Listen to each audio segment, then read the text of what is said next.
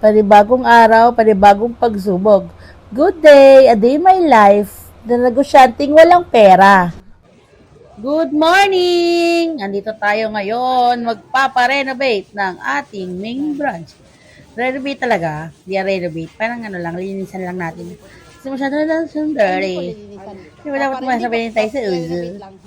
Yan si Papa. Papagandahin lang. Yan, papalitan natin yung tarp. Tapos pipintura natin ng bago kasi madumi na yung pintura. Yan si Kenneth. Ang ating masipag na Kenneth. Yan ang ating mga boys better. Tulong-tulong sila. Asa na kaya yung dalawa?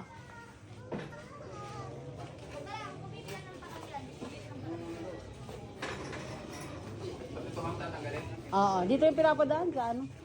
Yan, dyan, sa ilalim. Yung tip, nahulog na. Na ano, nang baka natanggal. Yan, wala naman ako masabi sa mga vendor ko rin talagang salot din, mababait, nakikinig sa amin. Siyempre, dahil minamahal din namin sila. Pero dahil may complaint kagabi, tinatawag ko silang napakaaga. Ano yan, Kasi tip? paglulutuan Lalagyan nila ko ako yan ng ganyan. price. Bibilang ko kayo Titignan para ko meron kung kayo sa sino mga- ang hindi pa marunong talaga magluto. At nandito na kami sa bodega, yan. Yan, pinapahugasan yung ano, masyado ng madumi.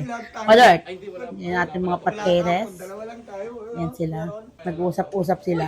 Yan, pagalingan sila ngayon magluto kung sino pinakamagaling. Sabi ka kay Mark, May ano? premyo, may inasal bukas. Yan. Yan yung mga patatas na hindi pa inugas. Hugasan pa Kasawain lang. natin si Kenneth sa price. Yan ang sikip namin. Sa buti, mabilis ka na makakaluto kasi mainit na. Ay, hindi marunong!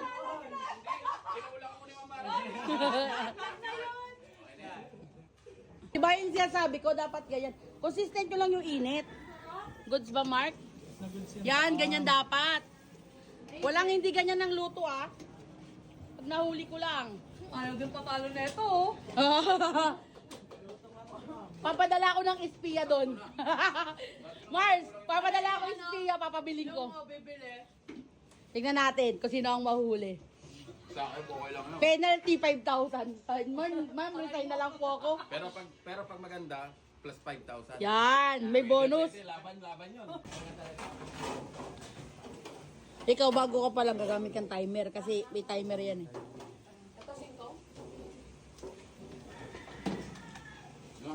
Hi, Kel. Si Kel na budol, 250. Nabudol? Bala dyan. Kasi ikaw ang dito.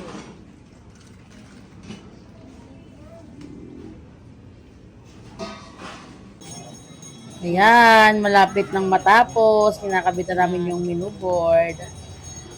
Siyempre, para syala-syala. Kahit walang pera, mukhang syala ang tindahan. Unti-unti lang. Yan, yan si Kenneth. Ito yan, kahit pinapagdikit Yan eh. si Papa. Mamaya, check natin kung tapos na. Oo, kaso punasan lang. No, para, ayun may marka ng daliri. Yung extension ni ready na.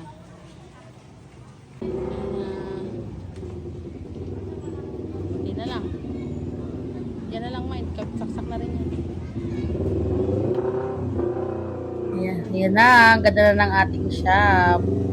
Bili na kayo, patataking. Meron tayong Grab at Food Panda. Thank you, guys. Gusto ko talaga itong buksan itong parcel ito. Gigil ako nito eh. Gigil talaga ako nito.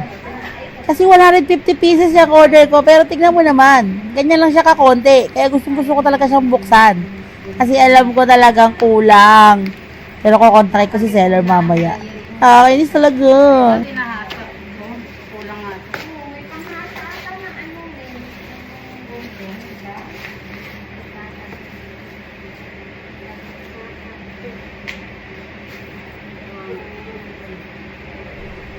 Yan, may pabilang-bilang pa ako pero alam ko naman 50 pieces yung isang ganyang balot. Kasi 3 balot yung in-order ko eh. Lungkot, Kern. Pupunta pa ako bodega. Kasi papatikimin ko si Kuya Ron at din ng aking fries. Kasi siya pa ako magluto ng fries. Gusto ko matikman nila yung fries ko. Kasi masarap yan. Basta ako may gawa. Dami licious yan. Parang ako, walang ganon. Oh? Yan na. Sarap ng fries. Anong lasa, Daddy Ron? Sarap. Ayan ang fries. Ito ang price. So ano, yung lasa na ito, ano siya, Kahit masarap siya, parang mababalik-balikan talaga yung mga ganitong lasang fries. pag At 1 year, ano na tayo? Sikat na. Baka 1 year pag ganito yung mga luto talaga. Baka makilala agad siya at maraming bumili.